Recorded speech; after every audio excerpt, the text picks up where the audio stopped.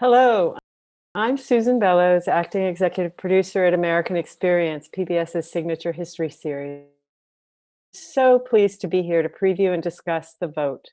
We're especially excited to have students and faculty across the country joining us. So thank you all so much for being here with us tonight. Before we begin, I'd like to acknowledge our corporate sponsors, Liberty Mutual Insurance and Consumer Cellular. I'd also like to acknowledge Alfred P. Sloan Foundation, the National Endowment for the Humanities, the Arthur Vining Davis Foundations, the Barbara Lee Family Foundation Fund, the Robert David Lyon Gardner Foundation, members of the Documentary Investment Group, our home station, WGBA, and PBS for their support of this project. And a very special thank you to the Corporation for Public Broadcasting support of this film and the outreach initiatives like this one being undertaken in support of the vote. 100 years after the passage of the 19th Amendment, the vote tells the dramatic story of the hard-fought campaign waged by American women to vote. Transformative cultural and political movement that resulted in the largest expansion of voting rights in our history. The film explores how and why millions of Americans mobilized for women's suffrage and brings to life the unsung leaders of the movement and the deep controversies over gender roles and race that divided Americans then and today. The vote premieres July 6th and 7th on PBS stations nationwide, but tonight we want to share with you a short film followed by an extended excerpt from the film. In the excerpt, you are about to see We Suffrage Movement in 1916, 6 decades since the movement began in earnest. Frustrated by the ongoing lack of success, fiery suffrage leader Alice Paul begins a daily picket in House gates. Although controversial within the National Woman Suffrage Association, Paul attention to Woodrow Wilson's unwillingness to take action cause. As Paul and her fellow protesters are repeatedly arrested and jailed for increasing periods of time, Carrie Chapman Catt, president of the National, works within the political system just to being a nation at war. Same goal, rights for all American women. After the screening, please stay with us for a discussion. Producer and director Michelle Ferrara. During the screening, feel free to write questions for the panel.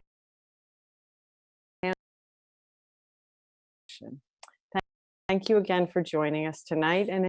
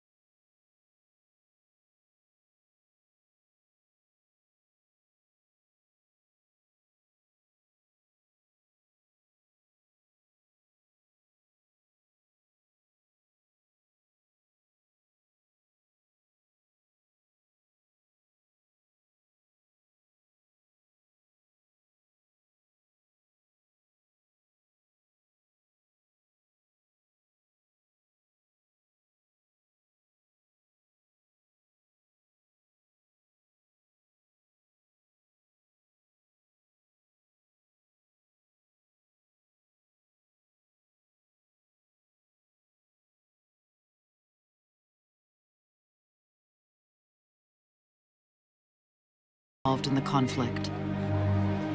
Overnight, it seemed, the shadow of the Great War fell upon Washington. The probability of war gave suffragists some difficult choices. Were they going to put the idea of gaining suffrage aside for the duration of the war, or were they going to persist in the suffrage struggle, or were they going to try to juggle both things? For Carrie Chapman Catt, the choice was a bitter one. Like many suffragists, she was a lifelong pacifist and believed that women, once they voted, would put an end to war. Just 2 years earlier, she'd helped to found the Women's Peace Party and had been advocating ever since for disarmament and mediation in Europe. But if American women refused to back their country now, she reasoned, they could hardly expect the country to back them. Carrie Chapman Catt is a pragmatic politician. If she has to make a choice, suffrage is going to be the priority for her, and she's willing to sacrifice principle in other areas to move forward that agenda.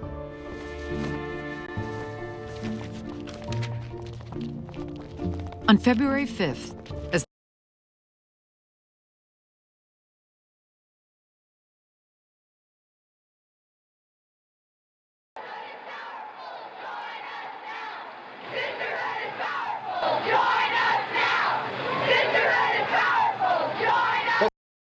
years ago today, the 19th Amendment to the U.S. Constitution gave women the right to vote.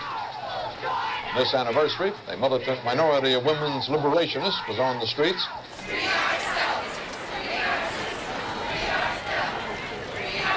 So remember, man, if you come to work tomorrow and your secretary refuses to do the filing and then go home and find that your wife has refused to do the cooking, don't blame them. Remember, you gave them the vote 50 years ago.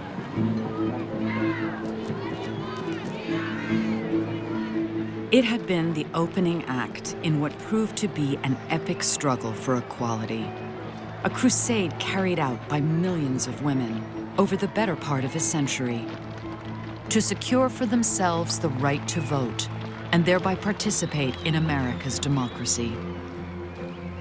To be disenfranchised is to be told that you do not matter, because the right to vote is about the power that governs your possibilities. The right to vote is the heart of democracy, and if half the country doesn't have the right to vote, you're nowhere near being a democracy. Women would go out canvassing, and the men would be terrible to them. So you're trying to wear the pants in the family, and this is male territory. And how dare these women begin to come in and make a difference? This struggle is going on at the same time that the nation is resolving the Civil War. So to introduce women is to disrupt a political culture that is built on exclusion, that is built on the notion that politics is a white man's business. It's a civil rights battle. We don't think of it like that, but it truly is a great civil rights battle. Suffragists have to change the idea of what women's role in society will be. What is her claim on citizenship? The textbooks when I went to school said women were given the vote. We weren't given anything. We took it. Major funding for American Experience is provided by... At Liberty Mutual, we believe progress happens when people feel secure. That's why we exist to help people embrace today and pursue tomorrow. Liberty, liberty, liberty, liberty. Liberty Mutual Insurance is a proud sponsor of American Experience. When it comes to wireless, Consumer Cellular gives its customers the choice. Our no-contract plans give you as much or as little talk, text, and data as you want. And our U.S.-based customer service team is on hand to help. To learn more, go to consumercellular.tv. The Alfred P. Sloan Foundation, supporting original research and public understanding of science, technology, and economics. Major funding for The Vote is provided by the Corporation for Public Broadcasting and by the National Endowment for the Humanities, bringing you the stories that define us.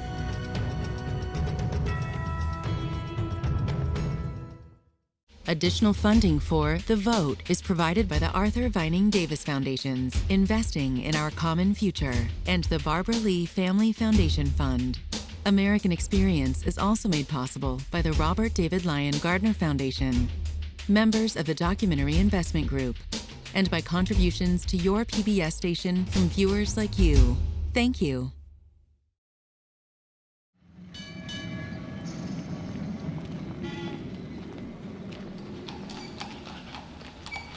The nation's capital had barely begun to rouse itself on the morning of January 10th, 1917, when Alice Paul turned her back on decades of polite patience and politics as usual and threw down the gauntlet at the very gates of the White House.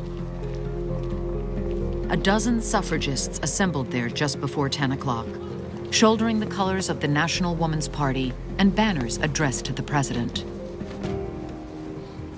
They stood in silence until midday, when they were relieved by another group, who stayed until 5:30. Squads will be stationed about the White House daily until the presidential inaugural on March 4th, the Washington Herald reported. This is generally regarded as the most militant move ever made by the suffragists of this country. No one had ever picketed outside the White House like this before. For women to stand at the gates of the White House and demand attention from the president, to demand rights, is stepping far outside of social norms for that time. There had been picket lines in the labor movement for years. It's not a tactic that they invented, but applying it to suffrage and using the White House and specifically its occupant, Woodrow Wilson, as the target was something entirely new. It was a brilliant way of upping the ante. The demonstration had been hatched in tandem with Harriet Stanton Blatch, who'd led a deputation of 300 women to the president just days before to secure his pledge for the federal amendment as a memorial to Inez Milholland. Wilson had refused. Until the orders of my party are changed, the president had told them, it is impossible for me to do anything other than I am doing. For Blatch, the only rational response was radical action. We have got to take a new departure. We have got to bring to the president individually, day by day, week in and week out, the idea that great numbers of women want to be free, will be free, and want to know what he is going to do about it. It's now 1917. They have not made any real progress toward a federal amendment. They can't point to any real success. Something new is needed. The whole idea was to put pressure on the decision makers and to get under the skin of Wilson. You are not going to ignore this movement. At first, the protest seemed a source of amusement to Wilson, who tipped his hat to the women as he passed through the White House gates. On the second day, when the temperature hovered at 35 degrees and the pickets were reduced to perching on hot bricks and taking turns with a donated muskrat coat, he sent a messenger to ask them in for coffee, a kindness they refused. By the fourth day, everyone involved had come to regard the demonstration as a trial to be endured. We are all worn out by the picketing, Alice Paul confessed to a friend, and how we shall keep it up until March 4th is a problem we cannot face with equanimity. Alice Paul and her staff do an incredible amount of outreach. They are reaching out to nearby states, to colleges, to small suffrage groups, anybody they can think of who would be interested in coming to demonstrate at the White House for the suffrage amendment. So desperate was Paul for fresh recruits that she even issued invitations to local African-American activists, setting aside her deep conviction that their presence risked turning a woman's protest into a racial one. 53-year-old Mary Church Terrell, a charter member of the NAACP and a longtime suffragist, answered the call more than once, though she'd long ago resigned herself to the fact that white suffragists typically found it more expedient to exclude her. If you're a black woman, white women's racism is not news. Racism is the order of the day. You know what that is. But that's not exactly a reason to stay home. African American women understood that the right to vote was yet another tool to try to dismantle the structures that were still in place even after the end of slavery, and to ensure African American safety and perhaps prosperity. So Mary Church Terrell was willing to join white women's protests to the extent that she believed it would ultimately deliver the vote for black women. For every show of solidarity, however, there was a defection. Paul was bombarded with letters protesting the picket, resignations, cancellations of the suffragist, even a plea from her mother to call off what she described as the undignified annoying of the president. Instead, the vigil continued, day in and day out, usually 6 days a week. By way of explanation, Paul offered an analogy. If a creditor stands before a man's house all day long demanding payment of his bill, the man must either remove the creditor or pay the bill. Alice has never lost her focus on Woodrow Wilson. In all of these years, it's always been about Woodrow Wilson. And it's still about Woodrow Wilson, the man in the White House.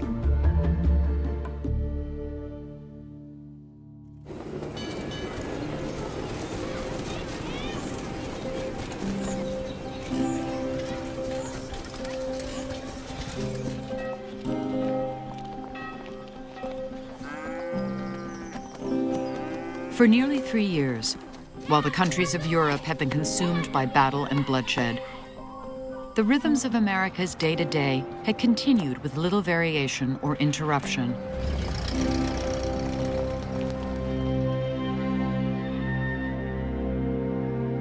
It therefore came as something of a shock when in early February 1917, Wilson answered Germany's ongoing aggression at sea by severing diplomatic relations.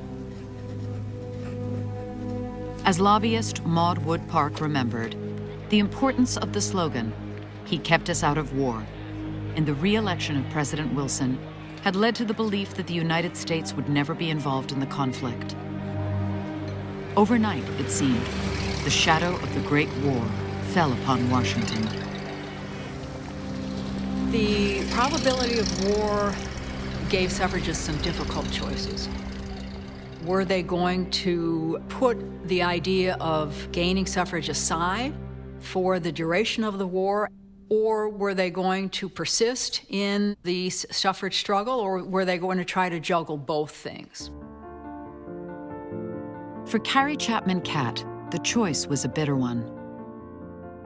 Like many suffragists, she was a lifelong pacifist and believed that women, once they voted, would put an end to war. Just 2 years earlier, she'd helped to found the Women's Peace Party and had been advocating ever since for disarmament and mediation in Europe. But if American women refused to back their country now, she reasoned, they could hardly expect the country to back them. Carrie Chapman Catt is a pragmatic politician. If she has to make a choice, suffrage is going to be the priority for her, and she's willing to sacrifice principle in other areas to move forward that agenda.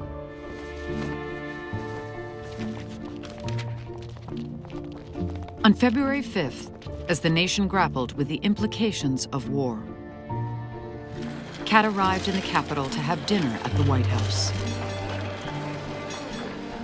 Officially, she was the guest of the Secretary of the Navy. But the evening's host was President Wilson. This dinner comes at a really important time for Wilson. He's facing the prospect of having to say to many of those who voted for him, I am no longer able to keep us out of war. For Kat, it's also a really important time. There are major states, New York being the most significant, that are having a referenda in the fall of 17, and she needs President Wilson's support. So we don't know for sure what happens at that dinner. There's no transcript of what they discuss, but what we do know is what happens afterwards. Less than 3 weeks later, in a hand-delivered letter to President Wilson, the National Association offered its services to the government of the United States. Although it was made clear that work on behalf of suffrage would not be set aside, the commitment to Wilson was unequivocal. In the event they should be needed, and insofar as we are authorized, we pledge the loyal support of our more than 2 million members. Carrie Kat takes the approach that if we can prove to Wilson that American women can be trusted, are citizens, are patriots, are willing to step up, are willing to support him, then maybe we can slowly turn him around. She also makes one of the great compromises of her life. And she's kicked out of the Women's Peace Party. She is snubbed by her fellow pacifists. And she does this because she feels this will help gain support for the federal amendment. Alice Paul, for her part, expressed no support for the war.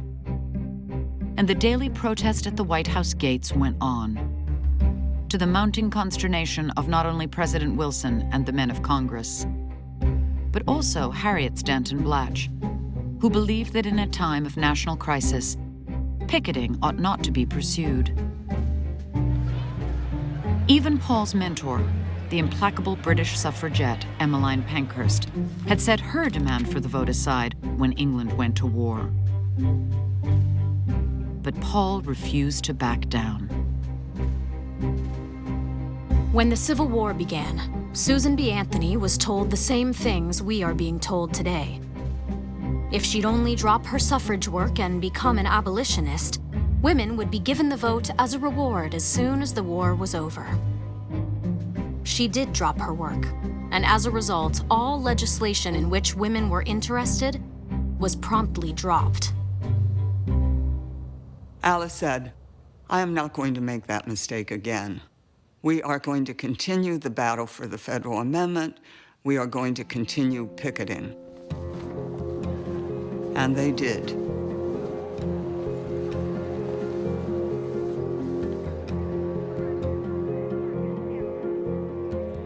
The pickets remained at the White House gates all through February.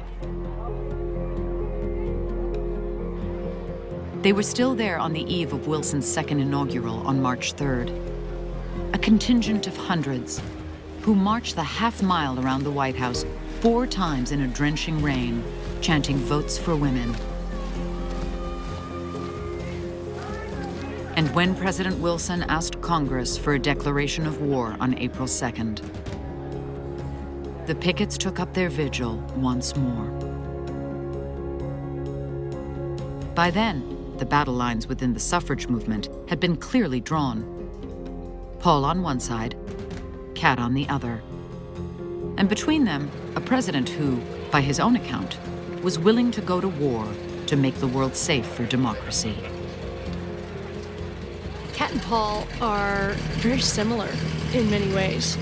Both have these incredibly persuasive personalities, and they are decisive and focused once they've made decisions. So it's interesting that 2 women, both totally devoted to the same ultimate goal, take such different and antagonistic paths to get there.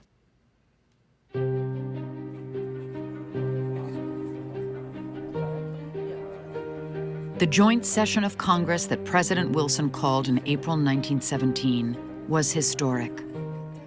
Not simply for the declaration of war it was asked to consider, but because for the first time, a woman participated in the deliberations. 34-year-old Jeannette Rankin, a longtime suffragist, now the newly elected Republican representative from the free state of Montana. When Rankin arrived in the House chamber that morning as the first woman ever to hold federal office, she was greeted with cordial applause. After taking the oath of office, she reintroduced the woman's suffrage amendment and made history again, as the first of her sex to sponsor a bill in Congress.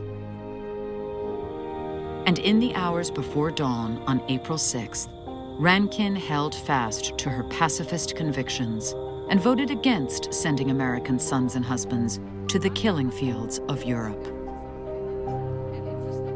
Although 50 others voted with her, Rankin's dissent made no difference.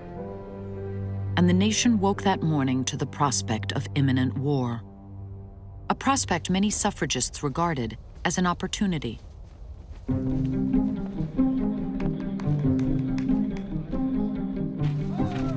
Over the months to come, as the draft plucked tens of thousands, then millions of young men out of the workforce, women would slip in to replace them.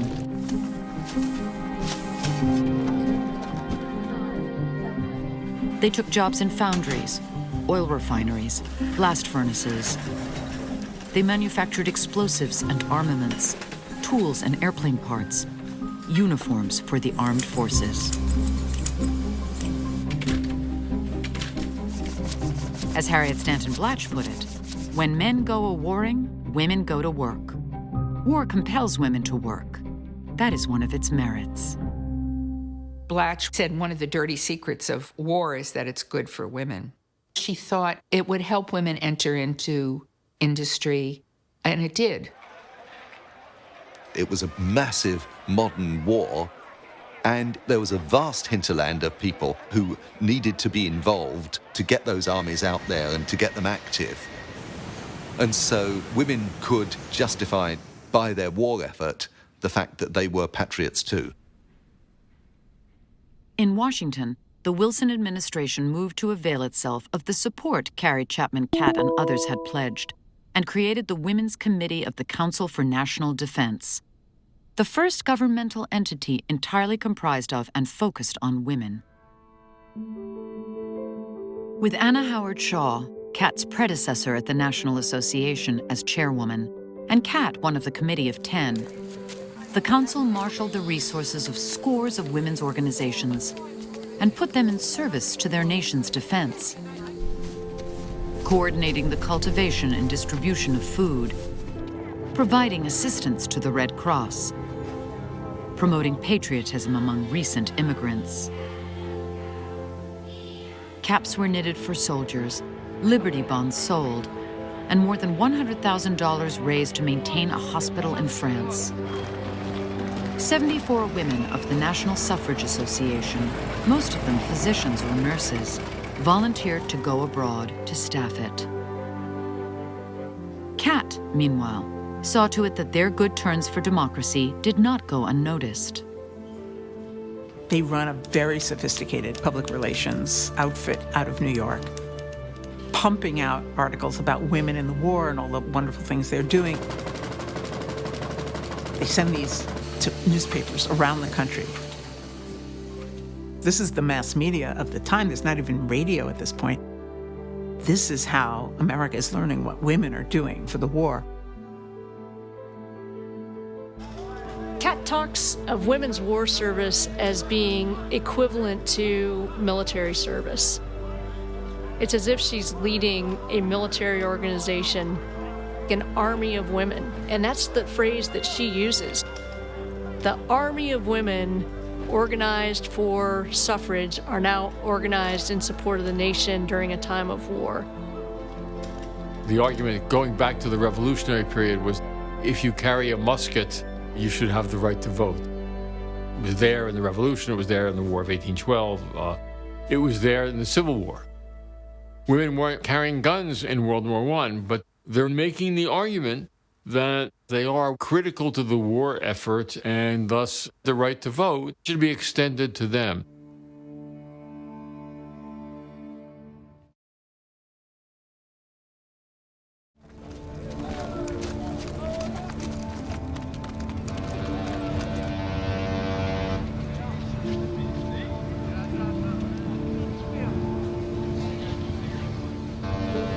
On June 20th, 1917, as the first American troops neared France, the National Woman's Party pickets launched their 6th month of protest with a bold provocation. A banner fully 10 feet wide, addressed not to the president, but to a party of Russian diplomats, who motored through the White House gate, as expected, just moments later. They say we are a democracy. Help us win a world war so that democracies may survive, the banner read. We, the women of America, tell you that America is not a democracy. Wilson unwittingly had given the women a great gift when he said, "This is the war so that the world will be made safe for democracy." Essentially, they're calling Wilson a liar. How can you call America a democracy when 20 million American women cannot vote? The visiting Russians would later express support for the demonstration. But to the hundreds of government workers milling about on their lunch hour, it smacked of treason. Within moments, 2 men, one wielding a knife, set upon the pickets and tore the banner from its frame. Once America enters the war, everyone was expected to do their part. They were supposed to be good patriots. They weren't supposed to be questioning the president. These women become traitors. They become people who are refusing to stand up for their nation during a war. Wilson wanted the pickets gone. I dare say you heard about the fracas raised by the representatives of the Woman's Party, he wrote his daughter. They certainly seem bent upon making their cause as obnoxious as possible. I think he hated Alice Paul with a passion. She was a thorn in his side constantly. He tried to ignore it. He made the women think he was ignoring them, but you know he was peeking through the curtains to see what they were up to. Something has to be done, and it's very difficult because nothing the women are doing has changed. They're still standing on this rather wide sidewalk, holding up banners. It's the conduct of the people watching them that has changed. The district police moved quickly to shut the vigil down. At first, pickets were arrested when they reached their posts, spuriously charged with obstructing traffic, then released to await a court summons that never came. But after making 27 arrests in just 5 days, the authorities began to bring the women to trial. Some were paid suffrage organizers, long active in the movement. Some were new recruits. They were teachers, nurses, and munitions workers, as well as daughters and wives of the socially prominent. Given a choice between a fine and freedom, or a brief stint in jail, most chose jail. The kind of women who were on the picket lines were generally white, middle-class women who never would have been arrested. It just would have been incomprehensible. But a lot of them, I think, just decided this was something they felt they had to do. They were coming from a great distance, many of them without telling their families what they were going to do. So it galvanized the troops around Alice Paul. She had this single-minded quality of commitment, believing that anything could be done. There were no obstacles. And so she called out the best in them. She insisted that they do what was necessary, and they did. And once that decision was made, nothing would stop them. As soon as they're out of jail, they're back out on the picket line the next day. Across America, the outrage mounted. Week by week, Editorials denouncing the protest filled so many column inches that Carrie Chapman Catt felt compelled to launch a campaign of clarification, stressing that the National Association, which represented the vast majority of suffragists, did not support the picketing. When Paul's forces begin to be arrested, that's when Catt loses it. I think she disagrees with it personally. She feels it's insulting to the president, but she also feels, more importantly, that it is a terrible policy to engage in and will hurt suffrage. Catt and the National become even more attractive to Wilson because they've got the dramatic foil of the Women's Party working for them. And once Catt's made it clear to Wilson who she and the National are, as in contrast to the National Women's Party, he's sort of driven even more into their arms.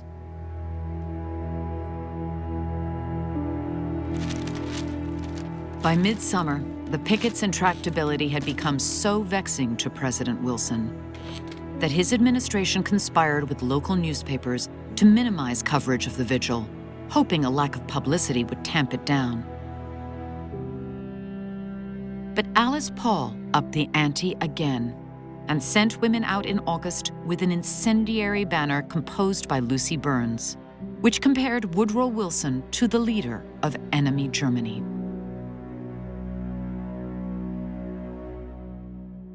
Several days of near riots followed, as again and again, pickets with identical banners were attacked by furious mobs. Women were knocked down, kicked, dragged across the pavement. At one point, a crowd of several thousand, mostly government clerks, soldiers, and sailors, swarmed the Woman's Party headquarters, hurling eggs and stones. A bullet was even fired through a balcony window. Although police did little to quell the violence, the arrests continued apace. Between mid-August and the end of September, 29 women were put behind bars, some at the district jail, others at the Occoquan workhouse, an open barrack prison on the Potomac River. Sentences now ran between 30 and 60 days. As the sentences grow longer for simply standing in front of the White House gates, more people begin to be concerned. President Wilson begins to get letters from people who are supportive of him and saying they are not supportive of the pickets, and yet the length of time in jail, the conditions that are reported, seem to be wholly out of proportion to any crime these women may have committed. Rumblings of disapproval could be heard even within Wilson's inner circle. His former campaign manager, Dudley Field Malone, registered his protest by abruptly resigning his lucrative post as collector of the Port of New York. Then, he offered to represent the pickets in court. If men had been demanding the vote and ignored by the government for decades, Malone told the president, their inevitable impatience and righteous indignation would be understood. Yet the penalties for picketing only grew stiffer. First-time offenders arrested in October were given 6 months. Alice Paul got more. Dear Mother, I have been sentenced today to 7 months imprisonment. Dora Lewis is going on with the work in my place and will be at headquarters. Please do not worry. It will merely be a delightful rest. With love, Alice.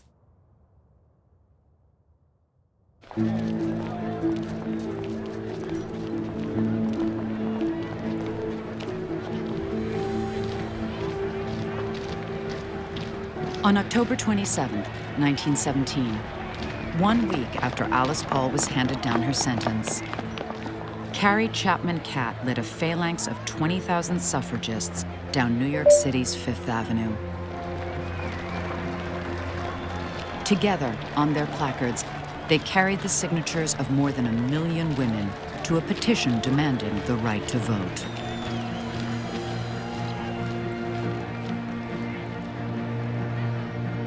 The afternoon was chilly, but spirits were high.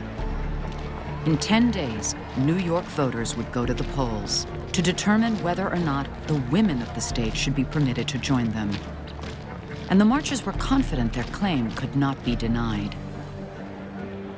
Women have worked very hard for the war effort. They've repaired trains. They've actually kept the transportation system going. They have raised crops. They're feeding the troops in Europe. They're feeding the Allies. How are you going to tell these women they're not entitled to the vote? It had been 4 decades since the woman's suffrage measure first had been brought to the New York legislature, and the one and only popular referendum ever held in the state in 1915 had been bitterly defeated. But Carrie Chapman Catt had been working 12 to 14-hour days all year, with her winning plan always in her sights. Carrie Chapman Catt was looking at 36 states. We need ratification by 36 states. She was focused on lobbying members of Congress. She was meeting with Woodrow Wilson to try to win him over. Catt puts a lot of stock in Wilson's support, and she cultivates that relationship with him. Over the course of 1917, Catt and Wilson exchanged 30 letters. Almost every other week, they're writing back and forth to one another. She's counting on him to weigh in with governors and legislators in key states. Though the president remained staunch in his opposition to a federal amendment, he'd obligingly thrown his weight behind Catt's state campaigns. Thanks to his influence and the tireless efforts of thousands of unsung heroines on the ground, 5 states recently had followed the Illinois example and extended either presidential suffrage or primary suffrage to women, dramatically enhancing their political clout. A victory in New York, the most populous state in the country, would add as many as 45 pro-suffrage votes in Congress. And the National Association had pulled out all the stops to secure them. For months on end, suffragists had tramped over the nearly 50,000 square miles of the state, collecting signatures door to door. An enormous campaign coalition had been built, comprised not only of working class and immigrant women, but also, crucially, African American women, many of whom had been actively working for the ballot for years. Through black women's clubs, equal suffrage leagues, the NAACP, and who were able to tap a population of male voters too sizable to ignore. When we focus on the national story, we see the near impossibility of black and white women working in tight and equal coalition with one another. But in a place like New York City, things are possible that are not possible on a national scale. And when African American women see an opening, they are prepared to mobilize their clubs into real political power. Most promising to Catt was the continued return on her investment with President Wilson, who publicly expressed his hope that the people of New York will realize the great occasion that faces them on Election Day and respond to it in a noble fashion. Tammany Hall, the powerful Democratic machine that dominated New York City politics, was quick to follow Wilson's lead, and on the eve of the election, reversed its longtime opposition to women's suffrage. If you are a politician, you don't want to stake out a strong position on a losing side where you're in opposition to people who might become enfranchised anyway, especially a lot of people, like half the population. So that what happens at that point, when they're looking at the end game, they say, let's get on the bandwagon. On election night, as newsboys roamed the streets below hawking late editions, Carrie Chapman Catt stood in a window of the National Association's headquarters on Fifth Avenue and watched as the building that housed the Anti-Suffrage Times flashed its rooftop spotlight. a signal that the women of New York at last had won the right to vote.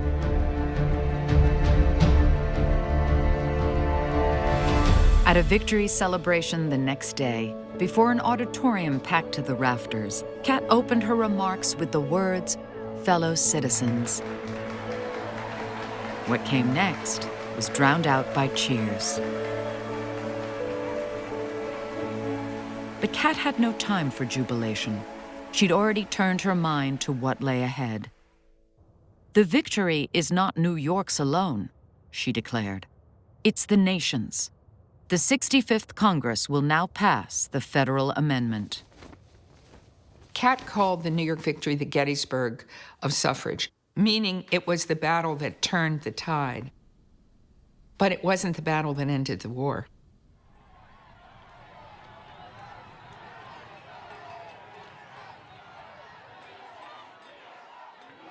Word of the triumph in New York likely did not reach Alice Paul, who'd been behind bars for more than 2 weeks at that point. On her second day in, she'd incited her fellow suffrage prisoners to rebellion, encouraging them to fling shoes, tin drinking cups, whatever they could lay their hands on, through the high windows, just as she'd done 8 years earlier in a London jail. For that, she was placed in solitary confinement, cell door bolted round the clock. No mail, no visitors. However gaily you start out in prison to keep up a rebellious protest, it is nevertheless a terribly difficult thing to do in the face of the constant cold and hunger of undernourishment. By the end of the second week, the daily ration of worm-riddled pork and dry bread had left Paul so feeble she had to be transferred to the jail's hospital. There, she decided the time had come to declare a hunger strike, another tactic she'd mastered during her time in the British suffragette army. Hunger strikes are now an understood way of drawing publicity to a movement that's otherwise up against a political power that they can't stop. They were being arrested repetitively, and she needed to do something to break the cycle. And a hunger strike was, yet again, taking it to the next level. Paul refused nourishment for 3 days. On the 4th, she was carted by stretcher to the psychopathic ward, tied down, and force-fed a mixture of milk and eggs through a tube shoved down her throat. This she would endure twice daily so long as she remained in jail. Alice Paul is singularly focused, almost to the point where you could characterize her as a zealot for suffrage. She is, by all accounts, an absolute force of nature. Once she's made a decision on a strategy, she believes in her heart and in all of her actions that she's doing the right thing.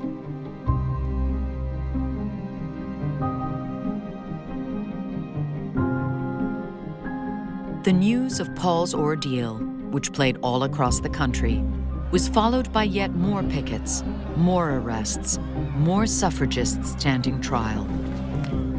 This was an extraordinary innovation in the tactics of protest. People deliberately getting arrested, hunger strikes, doing it for the media.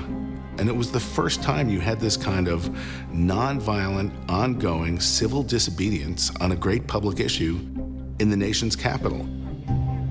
It had never been done before in the United States.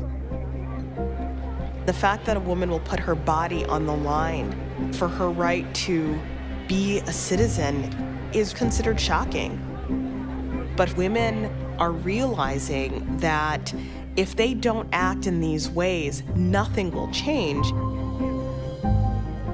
In mid-November, no fewer than 34 women appeared before the district judge. Only one paid the fine, and then only because her husband, a former congressman, insisted upon it. The rest were sent to Occoquan with sentences of varying lengths. In recognition of her advanced age, 73-year-old Mary Nolan received the lightest, of 6 days. Lucy Burns, who'd only just been released from her first stint at Occoquan, got 7 months. When they demanded to be treated as political prisoners, the pickets were met with flagrant brutality. Seized upon by guards, they were beaten, dragged through the corridors, and thrown into cells. Burns, labeled the ringleader, was handcuffed and left overnight with her arms chained to the top of her cell door. The women would later refer to the experience as the Night of Terror. By morning, more than half of them, including ringleader Burns, had joined Alice Paul's hunger strike. The harsh treatment begot sympathy, and people thought it had to stop. This is outrageous. Why are you doing this to these women? On November 23rd, lawyers for the pickets successfully persuaded the court to transfer the Occoquan prisoners to the district jail. Struck by the appearance of the women, some of whom were plainly on the verge of collapse, the presiding judge followed up 3 days later with an inquiry to the jail superintendent. "Are there prisoners in your custody," he asked, "whose health might be endangered by serving further time?" The superintendent's reply was unambiguous. All of the suffragists. They were incredibly weak and beaten up. They hadn't eaten in days, and nobody wanted to have a dead suffragist on their hands. Alice Paul and the others on hunger strike were the first to be released. They passed through the gates of the district jail just hours later, some too frail to walk without aid, and were met by a clutch of reporters seeking comment from Miss Paul. We were put out of jail as we were put in, at the whim of the government. They tried to terrorize and suppress us. They could not, so they freed us. We hope that no more demonstrations will be necessary. But what we do depends entirely on what the administration does.